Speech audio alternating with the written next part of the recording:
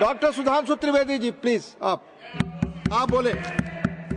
माननीय सभापति महोदय, आज इस पुराने वक्त की आखिरी रात में खड़े होकर इस नए वक्त के आगाज की नई सुबह के दिन मैं प्रधानमंत्री श्री नरेंद्र मोदी जी, हमारे अल्पसंख्यक मामलों के मंत्री किरण रिजिजू जी का मैं बहुत इस्तकबाल करता हूं। जब वक्त के ऊपर हम बात कर रहे हैं, वक्त की रुखसती का वक्त आ गया है और नई वक्त की नई सुबह होने का वक्त आ गया है। अगर हमें इस पे बात करनी है तो मुझे चार दृष्टि से बात करनी पड़ेगी। एक, इस बिल के तकनीकी प्रावधान जिस पे बहुत सारे लोग बहुत कुछ बोल चुके हैं। दूसरा है वक्त की अवधारणा, तीसरी है वक्त की राजनीति और चौथा है वक्त की राजनीति के नाम पर होने वाली वह सांप्रदायिक बनाम सेकुलर की राजनीति। सबसे पहले हमारे नेता सदन माननीय नड्डा जी ने बताया कि किस विस्तार के साथ इस वक्त कमेटी ने काम किया, किस शिद्दत के साथ हमारी सरकार ने काम किया। और चाहे वक्त कमेटी के जेपीसी के चेयरमैन हमारे उस सदन के सदस्य जगदम्बिका पाल जी रहे हो, हमारे मंत्री जी रहे हो, सबने जिस शिद्दत से काम किया है, तो उनके लिए मैं माननीय प्रधानमंत्री जी अपनी सरकार की तरफ से कहना चाहता हूं कि उन्होंने एक इबादत के भाव से काम किया है। तो मैं कहना चाहता हूं, इबादतों की तरह मैं ये काम करता हूं, अपने फर्ज को झुककर सलाम करता हूं। फिर भी आप खिलाफत कर रहे हैं तो तेरी मुखालफत से निखरती है शख्सियत मेरी। मैं सियासी दुश्मनों का भी बहुत एहतराम करता हूं। तो इस एहतराम के साथ मैं अब आगे का बयान शुरू करता हूं और मैं ये बताना चाहता हूं कि एक बड़ी सिंपल सी बात है जो अभी माननीय नड्डा जी ने भी कहा। दुनिया के तमाम मुस्लिम देश बता दिए, इस्लाम की धर्म स्थली सऊदी अरब, सबसे बड़ा मुस्लिम देश इंडोनेशिया, जहां खलीफत रही वहां टर्की, और जहां आईएसआईएस का इलाका वहां इराक और सीरिया, वहां कहीं भी कुछ भी नहीं है ऐसा। फिर भी हमारे यहां क्यों है, कैसा? तो मैं कहना चाहूंगा सभापति महोदय, एक हिंदी में कहावत होती है, नया मुल्ला प्याज ज्यादा खाता है, परंतु यहां तो जो गैर मुल्ला प्याज बहुत खा रहा था और इतना खा रहा था कि आंसू निकल रहे थे गरीब मुसलमान के भी और देश के भी। इसलिए मैं कहना चाहता हूं सभापति महोदय, अगर छोड़ दीजिए भारत की बात करिए तो क्या ऐसी कोई शक्ति सिखों के पास है, ईसाइयों के पास है, यहूदियों के पास है, पारसियों के पास है? नहीं है। छोड़ दीजिए, इस्लाम के अंदर आइए। अगर इतना भाईचारा है तो ये सुन्नी वक्फ बोर्ड और शिया वक्फ बोर्ड अलग क्यों है मेरे भाई?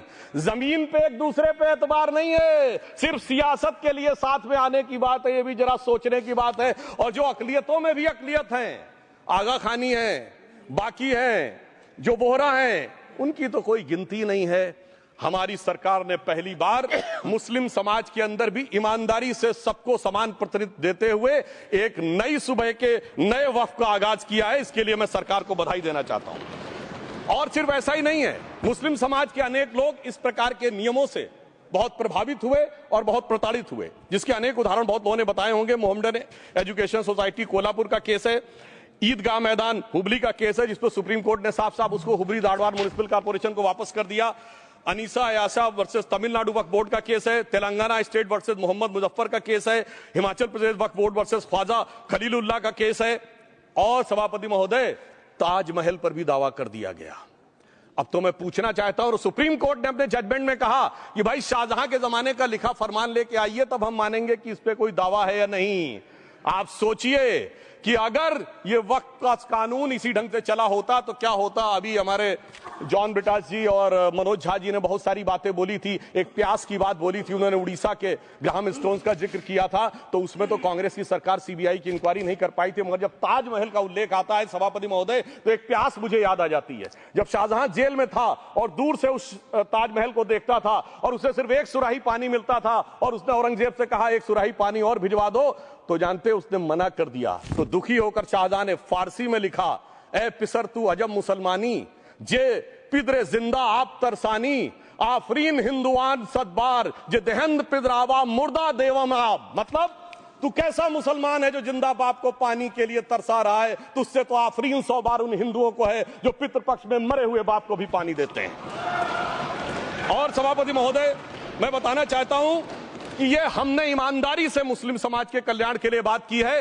क्योंकि एक तरफ खड़ा हुआ है ईमानदार मुसलमान जो शराफत के साथ ईमान को गले से लगाए हुए हैं, और दूसरी तरफ कुछ चंद सरमाएदार हैं जो उस अमानत में खयानत करके शरारत के साथ उसके झंडा बरदार बनना चाहते हैं। तो ये मुकाबला किसके बीच में है? ये शराफत अली और शरारत खान के बीच में मुकाबला है। हमारी सरकार शराफत अली के साथ खड़ी है, हमारी गरीब मुस्लिम के साथ खड़ी है। ये गरीबों गुर्बत वाले गुर्बत अली और सरमाएदार वाले गाजी खान के बीच का इलाका है।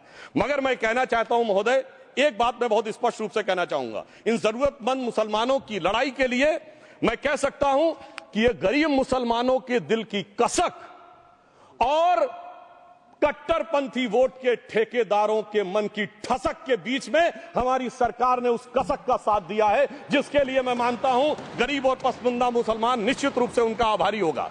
हां, मगर जब इसकी बात आती तो भी माननीय खड़गे जी भी बोल रहे थे, माननीय संजय सिंह जी भी बोल रहे थे, मनोज झा जी भी बोल रहे थे कि साहब आपके यहां वो कितने पुजारी हैं और कितने किस वर्ग के पुजारी हैं। तो मैं उनको बताना चाहता हूं, केवल अकेले जूना अखाड़े ने पिछले साल 71 SC ST लोगों को महामंडलेश्वर बनाया है।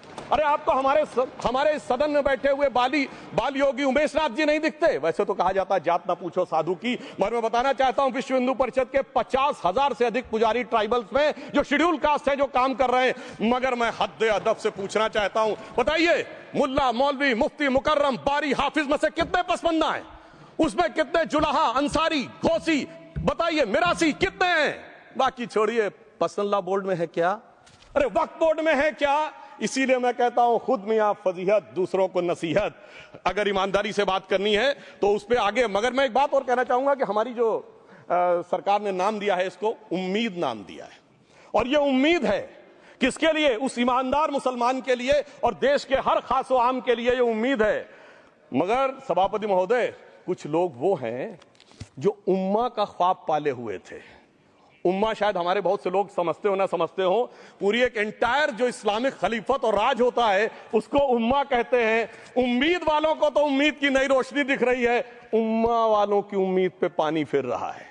तो ये उम्मीद और उम्मा के बीच का भी मामला है। परंतु मैं ये भी कहना चाहूंगा सभापति महोदय, इसके बाद सिर्फ ऐसा ही नहीं था, प्रॉपर्टीज के ऊपर, तमाम सरकारी प्रॉपर्टीज पे, जिसमें बहुत डिटेल में हमारे साथी लोग गए, मैं डिटेल में नहीं जाना चाहता। भोपाल का विषय है, हैदराबाद का विषय है, मुंबई का है, लखनऊ का है, पटना का है, बहुत प्रकार से है। माननीय लालू प्रसाद यादव जी का विषय जब बताया गया था तो बहुत ज्यादा हमारे मनोज झा जी बोल रहे थे, तो अब मैं उसके डिटेल में नहीं जाना चाहता हूं। सबने वो वीडियो देखा है। बस एक लाइन में उनके लिए कहना चाहूंगा, वो कुछ भी बोल रहे हैं, जिसे कहते हैं बिगड़ी बात बने नहीं, लाख करो किनकोए, रहीमन बिगड़े दूध को मथे न माखन होए।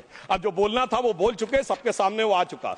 अब एक बात और है, दूसरे धर्म स्थलों के बारे में विषय आता है, तो मैं याद दिलाना चाहता हूं, केरला के कैथोलिक चर्च ने 31 मार्च 2025 को जो लिखा, सिर्फ उसकी लास्ट की 2 लाइन बोलना चाहता हूं। We request the central government to get the amendment bill passed as early as possible so that the tears of thousands of suffering people in the place like Munambam can be wiped out only by a legal amendment that can provide a permanent solution to their suffering. We urge all the MPs from opposition party to support the bill so that the historic legislation can become unanimous. मगर सभापति महोदय, ये अल्पसंख्यकों की बात करने वाले जब अल्पसंख्यक की बात आती तराजू पे तोलते हैं, किसका वेट ज्यादा है, किसकी धमक ज्यादा है, किसकी खनक ज्यादा है, फिर तय करते हैं कि माइनॉरिटी के साथ आना है, किस माइनॉरिटी के साथ नहीं आना है। और मैं एक और बात कहना चाहता हूं, तमिलनाडु के तिरुचेरी मंदिर की बात आई, यमुनानगर में गुरुद्वारे की बात आई, केरल में क्रिश्चियन कम्युनिटी की जमीन की बात आई। बहुत सारे लोग प्लेसेस ऑफ वर्शिप के एक्ट की बात करते हैं, तो as per places of worship act Tamil Nadu का मंदिर का तो स्टेटस नहीं चेंज हो सकता भाई। 15 अगस्त 47 के बाद किसी प्लेस ऑफ वर्शिप का स्टेटस नहीं चेंज हो सकता, तो वक्फ बोर्ड को क्लेम फॉरफिट कर देना चाहिए, because it is in contrast to the places of worship act. परंतु अब सुनिए, यही गुरुद्वारे के बारे में भी होना चाहिए। मगर सभापति महोदय, चाहे वक्फ बोर्ड का एक्ट हो, चाहे प्लेसेस ऑफ वर्शिप एक्ट हो, एक ही को फायदा होना है, जिसे कहावत में कहते हैं, खरबूजा छुरी पर गिरे या छुरी खरबूजे पे गिरे, आखिर में कटना भगवे रंग के खरबूजे को ही होता है। अब मैं यह भी बताना चाहता हूं कि इन संपत्तियों के द्वारा जो कुछ हुआ, उन्होंने इतनी चीजों को लिया है, इतनी चीजों को लिया है। एक पुराना उर्दू का शेर है कि मिटे नामियों के निशान कैसे कैसे, और ये जमीन खा गई आसमां कैसे कैसे। इस जमीन ने कैसे कैसे लोगों को अपने में समा लिया, इसकी तमाम तारीख गवाह है। अगर मैं इसमें बहुत डिटेल में जाऊंगा तो सदन का बहुत सारा वक्त जाएगा, परंतु मैं एक बात ये कहना चाहता हूं कि जब इतना ज्यादा आगे बढ़ गया तो फिर कोर्ट ने आगे इंटरवेंशन करना शुरू किया। मैं डिटेल में नहीं जाना चाहता हूं। अभी कार्तिकेय शर्मा जी ने, बहुतों ने बोला सैयद फसल का case versus union of government, Allahabad high court के केस को कहा, मगर Bashir versus state of west Bengal case में उन्होंने बहुत क्लियर कट कहा है कि Waqf is not a religious religious denomination in accordance with Article 26 of the Constitution, so the matter relating to the restricting the economic, financial, political and other sectoral activities that may be associated with religious practice under Article 25(2)(a) of the Constitution can be regulated by the state. तो मुझे लगता है अब इसके बाद कोई किंतु परंतु का स्कोप नहीं रह जाना चाहिए। परंतु उसके बाद भी सभापति महोदय जो कानून को न माने, जो कहे संविधान को नहीं मानेंगे और जो ये कहे कि साहब अदालत के आदेश को भी नहीं मानेंगे, तो फिर इसका मतलब उसके मन में तो एक ऐसी बादशाही आ गई है। इसके लिए मुझे सभापति महोदय वो पुरानी वाली फिल्म अगर लोगों को याद हो तो मुगले आजम का वो सीन याद आता है कि जब अकबर ने अनारकली को कैद कर लिया तो सलीम कहता है जब्त मैं करूं जिसकी की जमीन वीरान हो गई है, जब्त वो न करे जिनके सिर्फ शौ के बाद चाहत को ठेस पहुंची है। ये जिल्ले इलाही की बादशाही नहीं बल्कि खुदाई है। मैं कहना चाहता हूं जो संविधान को न माने, कानून का न माने, इसका मतलब वो अपनी खुदाई में जी रहा है। तो ये वो लोग हैं। और वैसे मैं सभापति महोदय खुदाई से आजकल बहुत से लोगों को डर लगता है, क्योंकि जहां जहां खुदा है वहां वहां भगवान है, जहां जहां खुदा है वहां वहां भगवान है। बाकी आप सब बहुत बुद्धिमान हैं। अब मैं ये भी बात कहना चाहता हूं, और वैसे आखिर में उस अनारकली को कैद से छुड़ाने के लिए सलीम का एक हिंदू साथी दुर्जन सिंह ही आया था। मैं कह सकता हूं कि वक्फ की इस मुकद्दस जमीन को अगर कैद करके रखा है तो उन चंद लोगों ने जिनके दिमाग आज भी उन चीजों में भरे हुए हैं कि कोई समझता हम तो किसी जमाने में हुक्मरान वक्त थे, कोई कहता हुजूर नवाब थे, कोई कहता बादशाह आलमगीर थे, कोई कहता है बादशाह गाजी जिंदा पीर थे। तो नदीमुल हक साहब ने जो बोला था ना, किसी के बाप का हिंदुस्तान थोड़ी है, बिल्कुल मैं कहना चाहता हूं जिन्होंने इस देश के लिए खून बहाया उनके बाप का हिंदुस्तान है, उस गरीब मुस्लिम कारीगर के बाप का हिंदुस्तान है।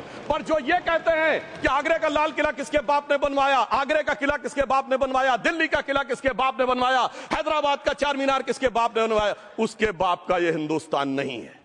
और उसके बाद भी जो आप करना चाहते हैं, अगर इस रास्ते में आप कांटे बिछाना चाहते हैं, तो उनके लिए एक लाइन कहना चाहता हूं सभापति महोदय, तेरी तमन्ना है पर हम खार न बोने देंगे, खार कांटों को कहते हैं, तेरी तमन्ना है पर हम खार न बोने देंगे, तुझे हम राह की दीवार न होने देंगे, तू सबको रौंद कर आगे जो निकलना चाहे हम तेरी इतनी भी रफ्तार न होने देंगे।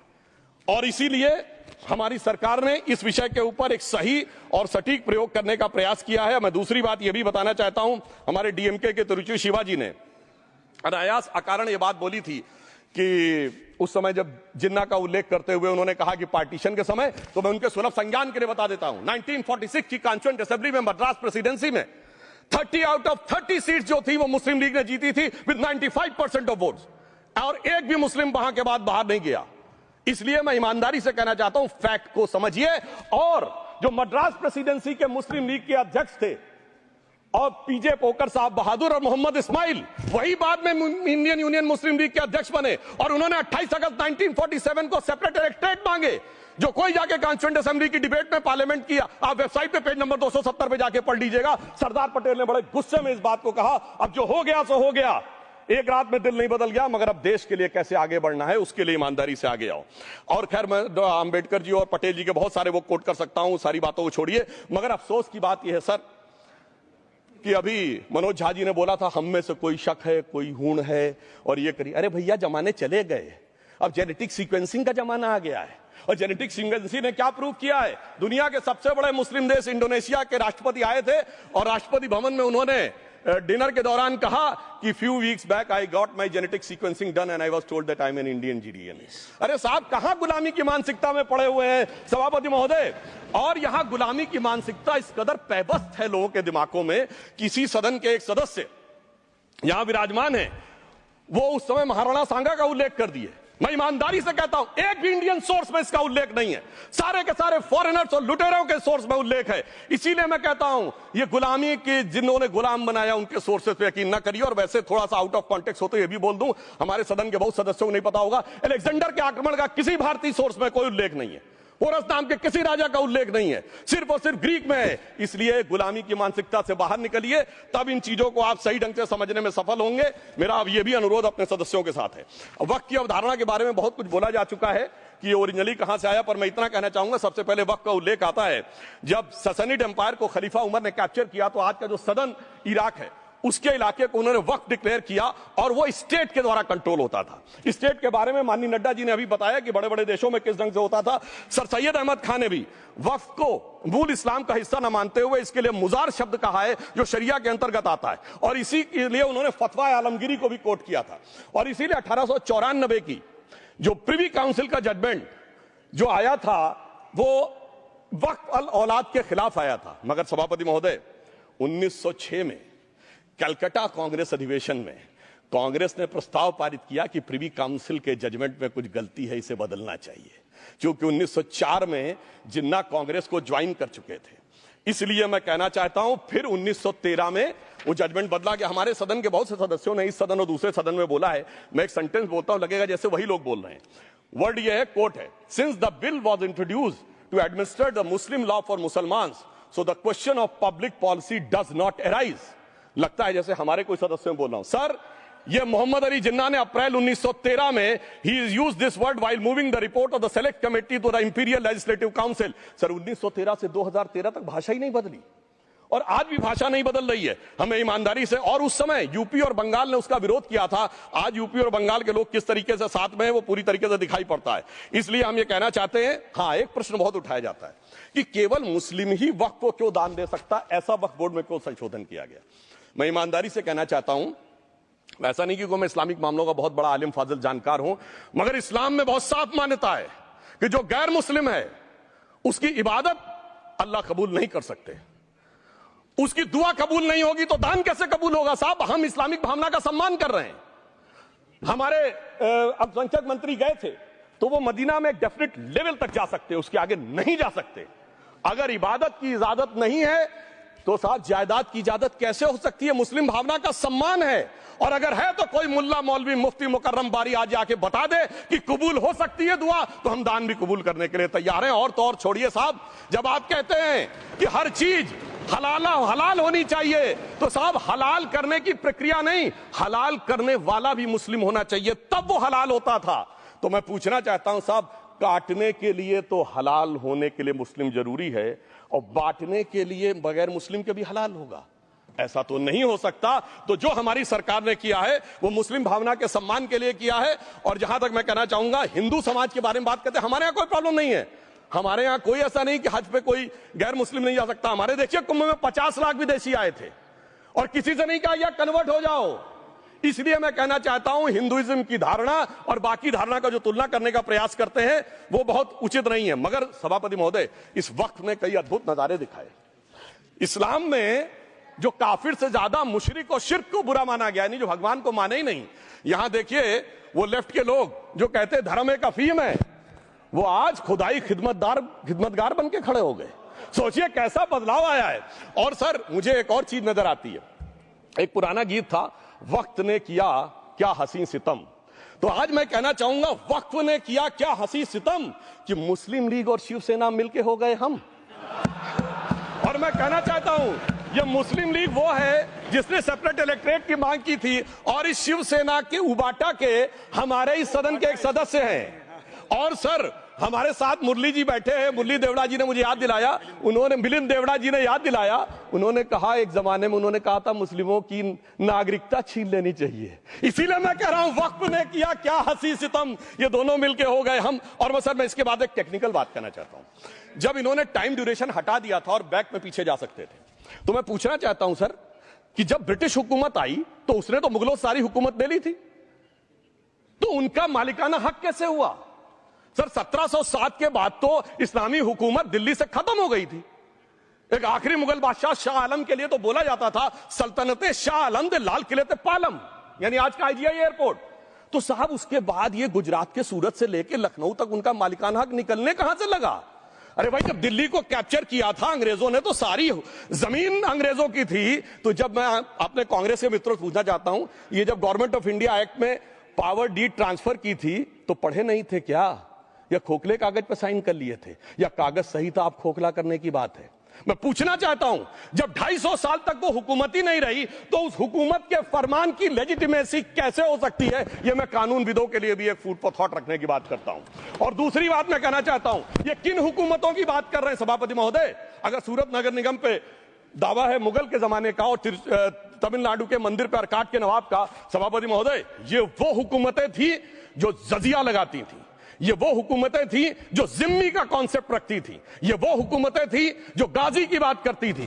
क्या भारत के संविधान में उन हुकूमतों के फरमान को सही मान्यता देना सही है? बिल्कुल गलत है। मैं कहता हूं बाबा साहब अंबेडकर के संविधान में यदि आप ऐसी हुकूमतों के फरमान को रखने की कोशिश करते हैं तो this is fraud on constitution. और हमारी सरकार ने अगर बैकडेट से वो बंद किया है तो उस फ्रॉड को रोकने की पूरी व्यवस्था की है। और यहां पर मैं ये भी कहना चाहता हूं सभापति महोदय, जमींदारी उन्मूलन 1948 में हो गया, मगर ये बाद में जमींदार कैसे क्रिएट हो गए? हमने बचपन में विनोबा भावे, हम लोग के जन्म से बहुत पहले की बात है, विनोबा भावे जी के भूदान आंदोलन की बात सुनी थी, जिसमें जमींदारों से पैसा लेके जमीन लेके गरीबों को दी जाती थी। पर सभापति महोदय, कभी आपने सुना कि गरीबों की जमीन जमींदारों को मिल जाए? वो 2013 के बोर्ड ने वो व्यवस्था कर रखी थी। यानी वो भूदान आंदोलन था गांधी जी के शिष्य विनोबा जी का, तो आज के गांधियों के नेतृत्व में भू हड़प आंदोलन शुरू हो गया। अगर वो भूदान आंदोलन था तो ये भू हड़प आंदोलन था। इसलिए मैं एक और बात भी कहना चाहूंगा सभापति महोदय कि जिन हुकूमतों के फरमान की बात की जाती है, एक और फैक्ट है, इसको कोई अन्यथा न ले, जितने मुस्लिम बादशाह अलाउद्दीन खिलजी के बाद उन्होंने बगदाद की खलीफा का खुतबा पढ़ा है।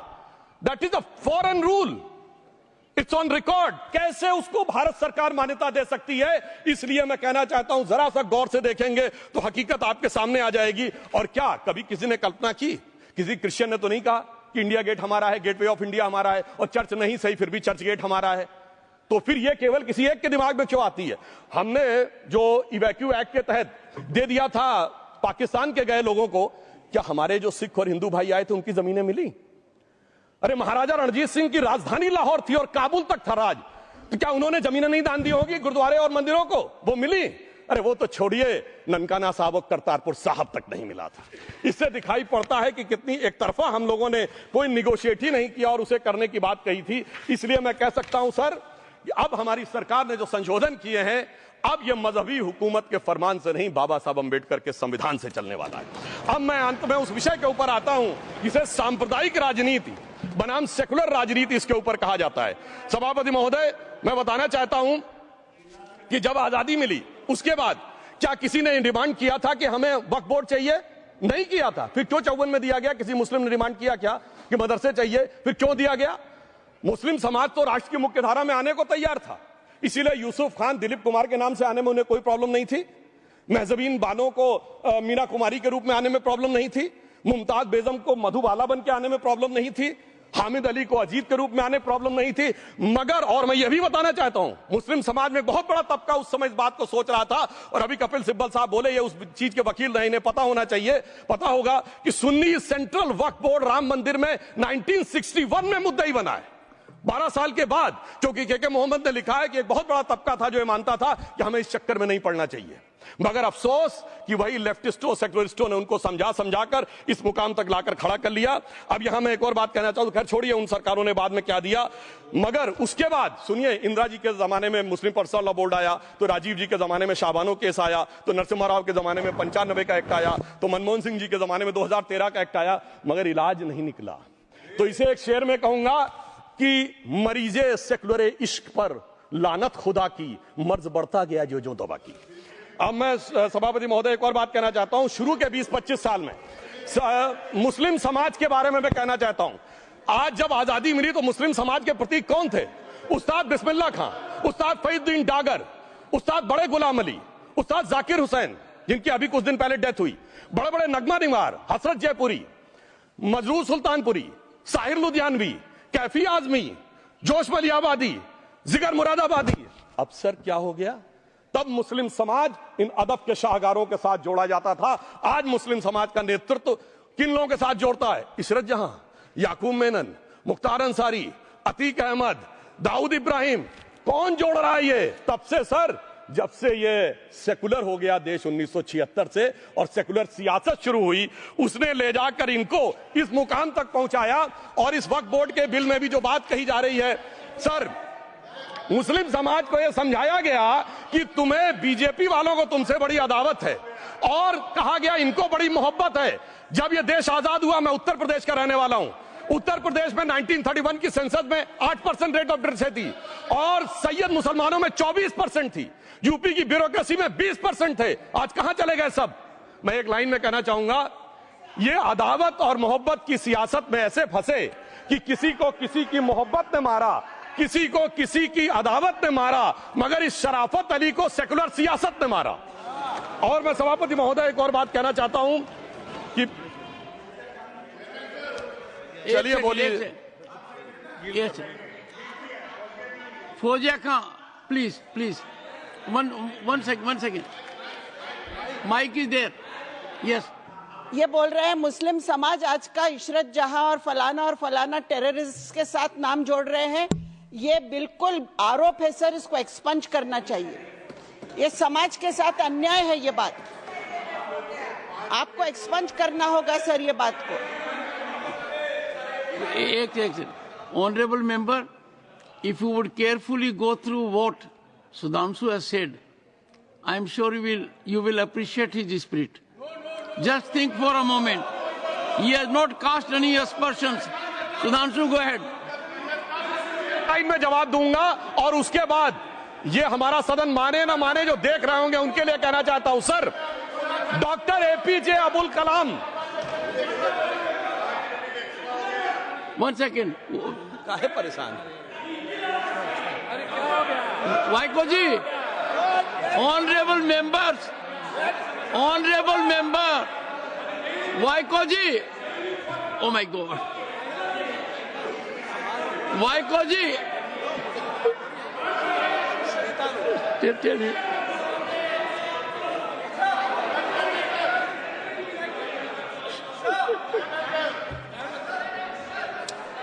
Honorable SM. को जी हिंदी समझ रहे हैं।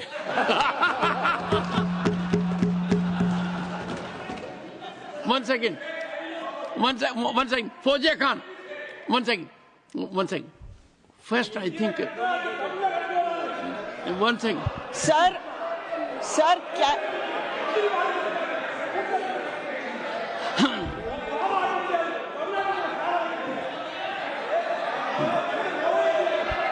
Sir, community cannot be stigmatized. Yes, sir. An entire community cannot be branded like this. Fozia Khan ji, I'll come to you. I'll give you the opportunity. Honorable Finance Minister. But one line he said. One line. No, please. He might be very emotional, sir.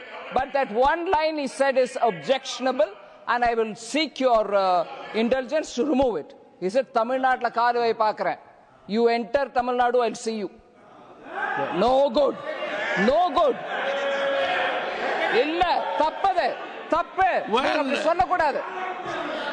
நீங்க அப்படி பேசுறது தப்பு. நீங்க அப்படி பேசுறது ரொம்பவே தப்பு. இந்த நாட்டுல யார் வேணாலும் எங்க வேணாலும் கால் வைப்போம். யாருக்கும் அதிகாரம் இல்ல ஒரு உயிர் மேல. Honorable Finance Minister. So sir, this is atrocious. You set foot in Tamil Nadu and take care. What is that language? We have a Home Minister after a long time who has brought about changes unthinkable.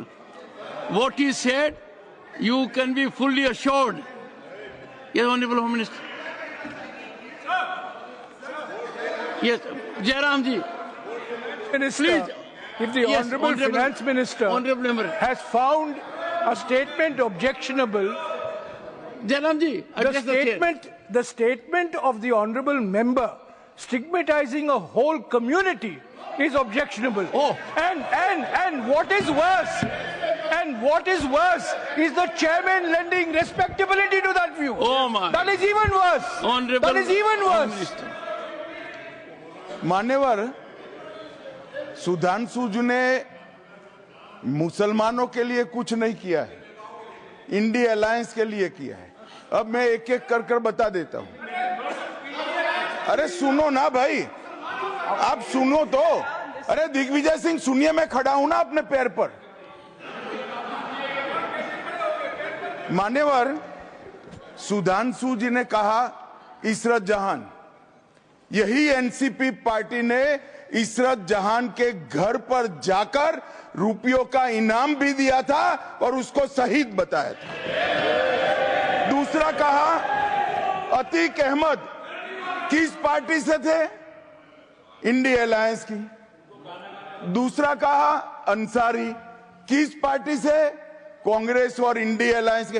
ये सारे नाम आपके साथ जुड़े हैं भाई। उल्टा उन्होंने तो मुसलमान कम्युनिटी से तो ढेर सारे शायरों का नाम दिया जिन्होंने साहित्य की सेवा की और ढेर सारे साहित्य की रचना की। मन Sudhanshu, he is not yielding now.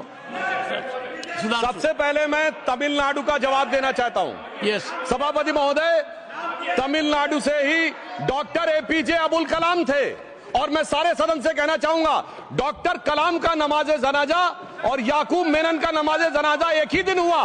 कितने लोग याकूब मेनन के नमाजे जनाजा में गए और कितने डॉक्टर कलाम के नमाजे जनाजा में गए?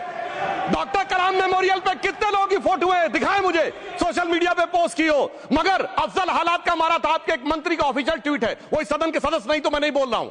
याकूब मेनन की जुडिशियल किलिंग हुई आपके एक नेता का, मिनिस्टर का ऑफिशियल ट्वीट है, सदन के सदस्य नहीं है इसलिए नहीं बोल रहा हूं। और सर 26/11 आरएसएस ने कराया, सदन के सदस्य बैठे हुए हैं। हाफिज साहब और सुनिए जाकिर नाइक शांति का मसीहा सदन में सदस्य बैठे हुए हैं। सर किसने जोड़ा? मैं नहीं कह रहा हूं जोड़ा, हमने किससे जोड़ा मैं बताना चाहता हूं। मैं अपनी बात, सर मैंने नाम किसी का नहीं लिया। सर आपने उड़ता तीर क्यों पकड़ लिया? सर मैंने नाम नहीं लिया, उड़ता तीर क्यों पकड़ लिया? सर मैं पूरी बात करूं। सर मैं कहना चाहता हूं हमारी सोच मुस्लिमों के बारे में और इनकी सोच में क्या अंतर है। देखिए जिन लोगों ने मुस्लिम हिस्ट्री नहीं पढ़ी उन्हें मैं बताना चाहता हूं। एक दो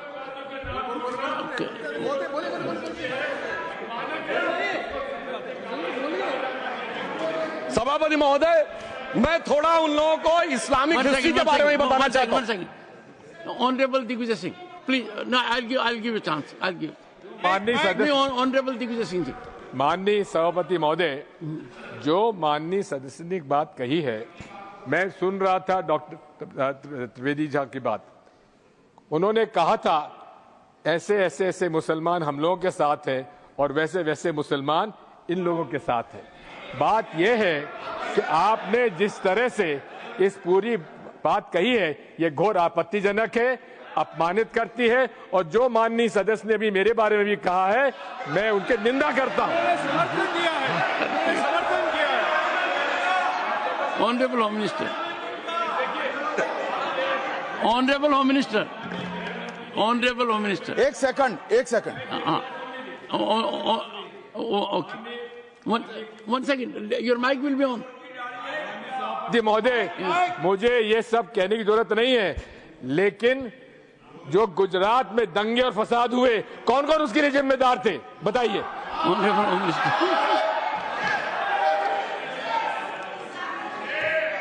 मान्यवर, मैं ध्यान से बारीकी से पूरे संवाद को सुन रहा हूं। माननीय सदस्य सुधांशु जी ने दिग्विजय सिंह का नाम नहीं दिया। अब वो खड़े होकर कहे मेरे बारे में कहा, इससे साबित हो गए।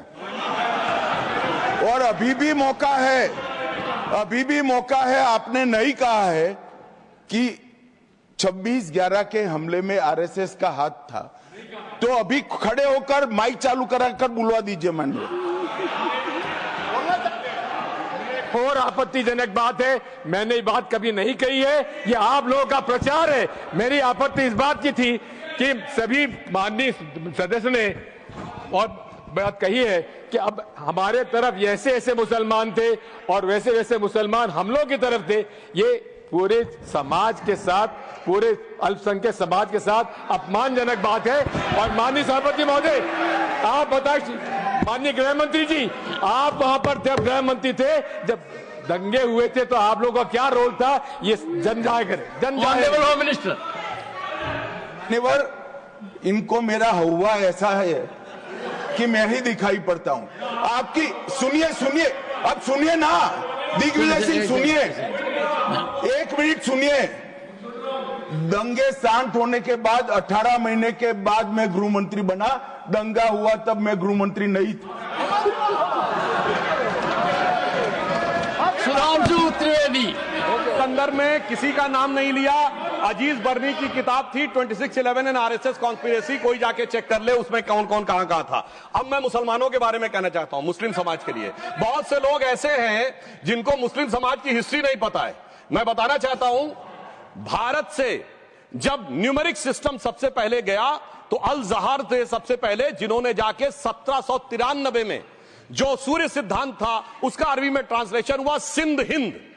और हम बता रहे हैं हम किस तरह के मुस्लिम को साथ रखते हैं। डॉक्टर कलाम से बड़ा आलिम इस्लाम में साइंसदान नहीं हुआ, और आरिफ मोहम्मद खान साहब जो बिहार के गवर्नर हैं उनसे बड़ा आलिम फाजिल मुसलमान आज सियासी जमात में तो नहीं होगा, यह मैं दावे के साथ कह सकता हूं। मगर मैं बताना चाहता हूं सर, उसके बाद उन्होंने एक किताब लिखी, एक सर 10th सेंचुरी के मुस्लिम राइटर थे जिन्होंने किताब लिखी, उसका नाम था the compendious book of balancing and completion according to Hindu calculation, जिसको शॉर्ट में अल जब्र कहा गया, और वहां से अलजबरा निकला। और सर उसके बाद अल ख्वारिज्म आया। और सर आज मेरे ख्याल से सदन के बहुत से लोगों को नहीं पता होगा, ये जो एल्गोरिथम वर्ड है ये अल ख्वारिज्म से आया हुआ है। एक जमाने में इस्लाम में बैतुल हिकमत था, यानी वो सबसे बड़ा हिकमत का केंद्र था, जब एक से एक लोग होते थे। बहुतों को नहीं पता होगा कि कोलंबस ने जिस नक्शे के थ्रू दुनिया ट्रेवल किया था वो बनाने वाला भी एक मुस्लिम था, अल इदरीसी। मगर सर एल्गोरिथम आज ऐसा बदला कि एआई के एज में दलगत भावना से ऊपर उठकर औरंगजेब के साथ खड़े हो गए। सर ये एल्गोरिथम किसने बदल दिया, ये मैं बताना चाहता हूं। इस पे थोड़ा सोचने की जरूरत है। इसलिए मैं कहता हूं मुस्लिम पॉलिटिक्स की सोच क्या थी, हमने किन मुसलमानों का साथ दिया है, मैं बताना चाहता हूं। सर वीर अब्दुल हमीद की शहादत की 50वीं वर्षगांठ 2015 में हुई। प्रधानमंत्री मोदी जी ने उनके पूरे परिवार को और उनकी पत्नी को बुला के सम्मानित किया, और इन लोगों ने उस यासीन मलिक को, जिसके ऊपर 3 एयरफोर्स के ऑफिसर्स को हत्या करने का आरोप था, वो प्रधानमंत्री आवास में। सर साफ दिखाई पड़ता है कौन किसके साथ खड़ा हुआ है, कौन किस तरह के मुसलमान के साथ खड़ा हुआ है। और सर मैं ये भी कहना चाहता हूं, सर ये सर अपने टर्न पे बोलिए। सर पिछले 30-35 सालों से हुआ खड़ा किया जा रहा है। 1990 में जब राम मंदिर आंदोलन हुआ, कहा गया बीजेपी आएगी उत्तर प्रदेश में खा जाएगी। सर बीजेपी आने के बाद उत्तर प्रदेश में जानते क्या हुआ? सर 22 साल से शिया सुन्नी के बीच में जो दंगे चलते थे और मदे साबा का जुलूस नहीं निकलता था, शिया समुदाय का मदे साबा का जुलूस लखनऊ में हमारी सरकार में निकलना शुरू हुआ। और उसके बाद कहा गया केंद्र में भाजपा आएगी तो खा जाएगी। सर अटल जी की सरकार आई, इतनी शानदार स्थिति रही। उसके बाद कहा गया गुजरात में आएगी तो भाजपा खा जाएगी। सर गुजरात का मुसलमान आज सबसे समृद्ध मुसलमान है, सबसे ज्यादा जकात वहां से आता है। उसके बाद कहा गया मोदी जी की सरकार आएगी तो क्या होगा? सर मोदी जी की सरकार आने के बाद हमारे साथियों ने बताया है अल्पसंख्यक समुदाय के 70% लोग हैं जिनको किसी न किसी एक योजना का लाभ जरूर मिला है। और सर फिर कहा गया सीए आएगा तो नागरिकता छिन जाएगी। सर उसके बाद भी आपने सब देखा, और सर हम बचपन में सुनते थे कि राम मंदिर बनने लगेगा तो मिडिल ईस्ट के देश पेट्रोल देना बंद कर देंगे। सर राम मंदिर भी बन रहा है, और भारत मिडिल ईस्ट कॉरिडोर भी बन रहा है, और अबू धाबी में भी मंदिर बन रहा है, और 4 मुस्लिम देशों ने सर्वोच्च नागरिक सम्मान मोदी जी को दिया हुआ है। इसलिए मैं कहना चाहता हूं सर, मर्ज हो तो उसका इलाज किया जा सकता है। जैसे हमारे यहां वैद धनवंतर माने गए हैं, इस्लामी अकीदे में वैद हकीम लुकमान माने गए, तो कहा गया है उनके लिए कि इसमें क्या रखा है, देखे है जो तू आन के पास, बदगुमा वहम की दारू नहीं लुकमान के पास। यानी मर्ज का इलाज है, पर वहम का इलाज तो हकीम लुकमान भी नहीं कर सकते जो आपने पाल कर रखा है। मैं कहना चाहता हूं हम किन मुसलमानों की बात करते हैं? आप गंगा जमुनी तहजीब की बात करते हैं। सर दारा शिकोह औरंगजेब का बड़ा भाई था, उसने उपनिषदों का अध्ययन किया, संस्कृत में अनुवाद कराया और नाम रखा सिर्राए अकबर, यानी वर्ड्स ऑफ गॉड। मैंने किसी को दारा शिकोह की जयंती मनाते हुए नहीं देखा। मैं पूछना चाहता हूं बेगम बीबी ताज, उनके घर पे जाते किसी ने सुना? सर ये बताइए, आलम शेख इतने बड़े कृष्ण भक्त के कवि, किसी ने सुना उनके घर पे जाते हुए? मलिक मोहम्मद जायसी जिन्होंने पद्मावत लिखा, उत्तर प्रदेश के रहने वाले, उनके घर पे कोई गया? ये बताइए ब्रिगेडियर मोहम्मद उस्मान के घर पे कौन गया? आजमगढ़ में, गाजीपुर के रहने वाले थे, आज तक जाने वालों में नहीं दिखे। और मैं सर बताना चाहता हूं एक और बात, सर एक सैयद इब्राहिम रसखान हुए हैं, बहुत बड़े कृष्ण भक्त के कवि। सर जिन्होंने क्या लिखा, उन्होंने कहा मेरा अगला जन्म हो तो भी मैं कृष्ण भक्ति बनना चाहूंगा, मनुष्य बनूं तो ग्वाल बाले के रूप में, और पशु बनूं तो गाय के रूप में। उन्होंने कहा मानुस हो तो वही रसखान, बसों ब्रज गोकुल गांव के ग्वारन, जो पशु हो तो कहा बस मेरो चरो नित नंद की धेनु मजारन। सर उन्होंने कहा गायों के बीच में नंद बाबा की गायों में जन्म लेना चाहूंगा। मगर सर आज एक ऐसे नेता आए हैं इस देश में जिनको गायों से बदबू आने लगी है, तो उनके लिए मुझे मेरे मन में भाव आता है सर कि श्री रामचंद्र कह गए सिया से, ऐसा कलयुग आएगा गोपालक श्री यदुवर कुल में एक ऐसा नेता आएगा जिसे बकरे कटने में खुशबू मिलेगी, गौ माता में बदबू पाएगा, रामचंद्र कह गए सिया से कैसा कलयुग आएगा। अब सर मैं एक और बात भी कहना चाहता हूं, हम किनको मानते हैं सर? नजीर अकबराबादी को सुनिए, कृष्ण भक्त के लिए क्या कहा। सर मैं एक बोलना चाहता हूं, बुल्ले शाह ने क्या कहा? बुल्ले शाह ने कहा, अभी होली गुजरी है, उसने कहा था आज होली खेलूंगी मैं, कर बिस्मिल्लाह।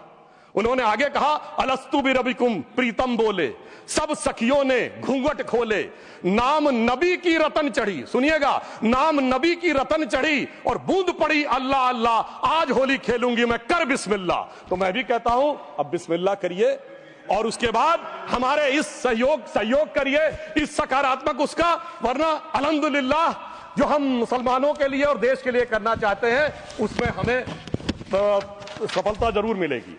अंत में मैं सिर्फ यह कहना चाहता हूं सर, तमाम प्रकार की बातें यहां पर हुई, सकारात्मक और नकारात्मक, मगर अफसोस की बात यह है कि 1913 के वक्फ वाल औलाद से लेके 2013 के वक्फ वाल औलाद तक इनकी फितरत नहीं बढ़ती, क्योंकि सर ये तो पार्टियां ही अल औलाद है, तो इनको तो उससे बहुत ज्यादा वो होगी। पर मैं सिर्फ अंत में कहना चाहता हूं सर, अपनी सोच बदलिए। आप जिस कश्ती पे सवार होकर इस दरिया को पार करने की कोशिश कर रहे हैं, पिछले 75 साल में नहीं कर पा रहे हैं, 10-12 साल में बहुत हिचकोले खा रहे हैं, तो कश्ती और रास्ता बदलिए। तो इनके लिए अंत में एक पंक्ति कहते हुए बात समाप्त करना चाहूंगा कि इन्होंने कश्ती भी नहीं बदली, दरिया भी नहीं बदला, पर इन डूबने वालों का जज्बा भी नहीं बदला, पर है शौक सफर ऐसा, एक उम्र हुई हमने, मंजिल भी नहीं पाई, रास्ता भी नहीं बदला। अब अगर नई मंजिल पानी है, नई मंजिल की नई सुबह देखनी है, तो मैं कहना चाहता हूं आइए सबको साथ लेकर चलिए।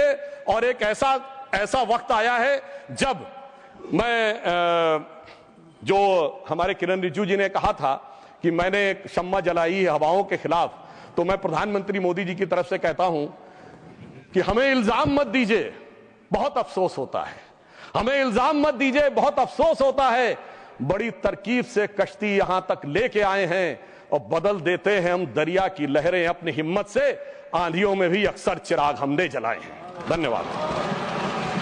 बाकी देश और दुनिया की तमाम छोटी बड़ी खबरें आप पढ़ सकते हैं जर्नलिस्ट इंडिया की वेबसाइट पर, तो लॉगिन करिए www.journalistindia.com and .in। इसके अलावा यूट्यूब, फेसबुक, इंस्टाग्राम और एक्स पर भी जर्नलिस्ट इंडिया को फॉलो करें।